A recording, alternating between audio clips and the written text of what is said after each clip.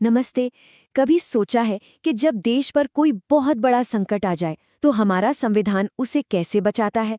असल में हमारे संविधान में कुछ खास, कुछ कह सकते हैं असाधारण शक्तियां दी गई हैं, सिर्फ ऐसे ही मुश्किल हालातों के लिए। आज हम इन्हीं शक्तियों के बारे में बात करने वाले हैं, जिन्हें हम इमरजेंसी प्रोविजंस या आपातकालीन प्रावधान कहते हैं।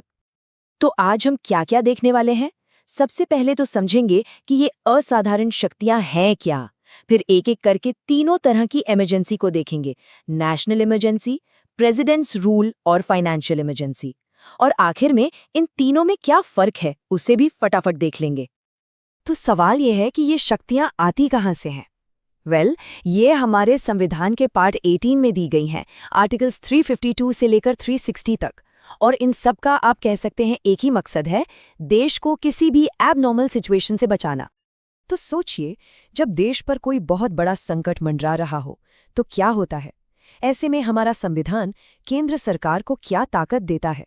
बस इन्हीं प्रावधानों में इसका जवाब छिपा है। तो सीधे शब्दों में कहें तो इमरजेंसी प्रोविजंस का मतलब है केंद्र सरकार को दी गई वो एक्स्ट्रा ऑर्डिनरी पावर्स, जिनका इस्तेमाल वो किसी भी मुश्किल हालात से निपटने के लिए कर सकती है। और मकसद साफ है, देश की सॉवरेनिटी, यूनिटी, इंटेग्रिटी और सिक्योरिटी को हर हाल में बचाए रखना। चलिए अब बात करते हैं सबसे पहले और सबसे सीरियस टाइप की इमरजेंसी की, नेशनल इमरजेंसी, जो आती है आर्टिकल 352 के तहत। देखिए, नेशनल इमरजेंसी कोई मजाक नहीं है। इसे घोषित करने के ग्राउंड्स यानी आधार बहुत ही खास और गंभीर हैं। ये सिर्फ 3 ही सूरतों में हो सकता है, या तो युद्ध छिड़ जाए, या कोई बाहरी देश हमला कर दे, या फिर देश के अंदर ही हथियारों के साथ विद्रोह हो जाए। और इसे लागू करने का प्रोसेस भी आप देखिए काफी सख्त है। ऐसा नहीं है कि कोई भी बस फैसला ले ले। सबसे पहले यूनियन कैबिनेट को प्रेसिडेंट को लिखकर देना पड़ता है। इसके बाद सिर्फ 1 महीने के अंदर पार्लियामेंट के दोनों सदनों से इसे स्पेशल मेजॉरिटी से पास करवाना जरूरी होता है।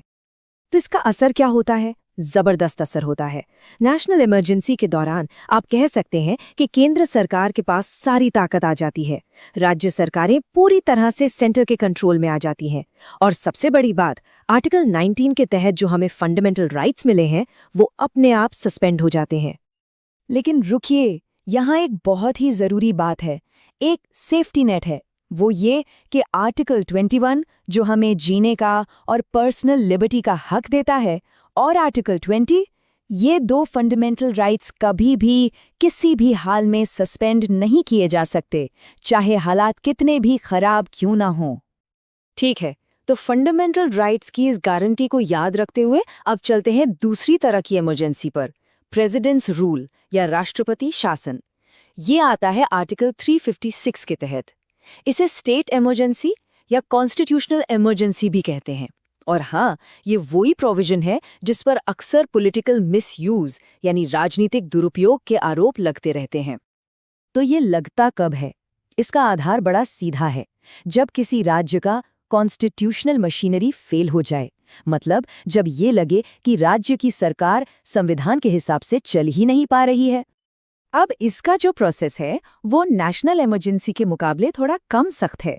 प्रेसिडेंट इसे स्टेट गवर्नर की रिपोर्ट पर या फिर उसके बिना भी लागू कर सकते हैं, और फिर इसे 2 महीने के अंदर पार्लियामेंट से पास करवाना होता है, लेकिन सिंपल मेजॉरिटी से, यानी जितने लोग सदन में मौजूद हैं और वोट कर रहे हैं, उनमें से आधे से ज्यादा की सहमति काफी है। इसका असर सीधा सीधा राज्य की चुनी हुई सरकार पर पड़ता है। होता क्या है कि स्टेट लेजिस्लेटिव असेंबली को या तो सस्पेंड कर दिया जाता है या फिर भंग ही कर दिया जाता है। गवर्नर जो हैं वो प्रेसिडेंट की तरफ से पूरा राज्य चलाते हैं, और उस राज्य के लिए कानून बनाने की ताकत पार्लियामेंट के पास चली जाती है। चलिए अब आते हैं तीसरी और आखिरी इमरजेंसी पर, फाइनेंशियल इमरजेंसी, जिसका जिक्र आर्टिकल 360 में है। ये कब लगाई जा सकती है? ये तब लगाई जा सकती है जब प्रेसिडेंट को ऐसा लगे कि देश की फाइनेंशियल स्टेबिलिटी यानी वित्तीय स्थिरता या उसकी क्रेडिट यानी साख खतरे में है। इसका प्रोसेस भी काफी सीधा है। प्रेसिडेंट इसकी घोषणा करते हैं और इसे 2 महीने के अंदर पार्लियामेंट से मंजूरी लेनी होती है।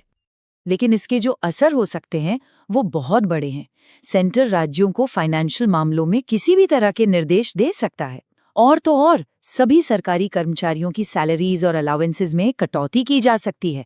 इसमें सुप्रीम कोर्ट और हाई कोर्ट्स के जजेस भी शामिल हैं। सोचिए जरा। पर यहाँ एक बहुत ही इंटरेस्टिंग फैक्ट है, जानते हैं क्या? आज तक भारत में एक बार भी फाइनेंशियल इमरजेंसी नहीं लगाई गई है, 0। इससे पता चलता है कि ये कितना बड़ा और असाधारण कदम है। तो ठीक है, हमने तीनों को एक एक करके समझ लिया।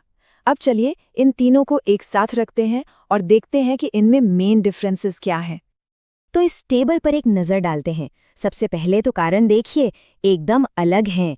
एक तरफ युद्ध है तो दूसरी तरफ किसी राज्य में कॉन्स्टिट्यूशनल मशीनरी का फेल होना और तीसरी तरफ फाइनेंशियल क्राइसिस। फिर अप्रूवल पीरियड में भी फर्क है। नेशनल इमरजेंसी के लिए बस 1 महीना मिलता है, जबकि बाकी दोनों के लिए 2 महीने। और ये सबसे ज़रूरी पॉइंट, फंडामेंटल राइट्स पर असर सिर्फ और सिर्फ नेशनल इमरजेंसी में होता है। और आखिर में मैक्स ड्यूरेशन, प्रेसिडेंट्स रूल ज़्यादा से ज़्यादा 3 साल तक चल सकता है, लेकिन बाकी दोनों को हर 6 महीने पर पार्लियामेंट से मंजूरी लेकर अनिश्चित काल तक बढ़ाया जा सकता है। तो कुल मिलाकर आज की हमारी इस पूरी बातचीत का सार क्या है? सार ये है कि इन सभी प्रोविजंस का, इन सभी प्रावधानों का सिर्फ एक ही अल्टीमेट मकसद है, मुश्किल से मुश्किल समय में भी देश की सॉवरेनिटी, यूनिटी और इंटेग्रिटी को बचाए रखना। और जाते जाते एक सवाल छोड़ जाता हूं जिस पर सोचना चाहिए। ये जो एक्स्ट्राऑर्डिनरी पावर्स हैं, ये नेशनल सिक्योरिटी को सुनिश्चित करने और हमारे डेमोक्रेटिक प्रिंसिपल्स को बनाए रखने के बीच एक बहुत ही नाजुक बैलेंस कैसे बनाती हैं? ये एक ऐसा सवाल है जिस पर हमें सोचना जरूरी है।